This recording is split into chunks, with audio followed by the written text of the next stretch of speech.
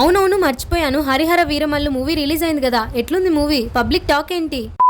Hey guys, welcome back. మన రాజంపేటలో హరిహర వీరమల్లు మూవీకి box office బద్దలైపోతుందంటే movie release అయ్యే ముందు రోజు నుండి ఇప్పటి వరకు సెలబ్రేషన్స్ మామూలుగా జరగట్లేదు. అరే ఇంతకీ నేను ఎక్కడికి వచ్చానో చెప్పలేదు కదా, గుర్తుందా? లాస్ట్ టైం కూచివారిపల్లి సాయిబాబా టెంపుల్ కి వచ్చినప్పుడు వ్లాగ్ తీసాను. ఆ రోజు తీసిన షూట్ కి ఈ రోజు కంటిన్యూ షూట్ ఉంటే వచ్చాను.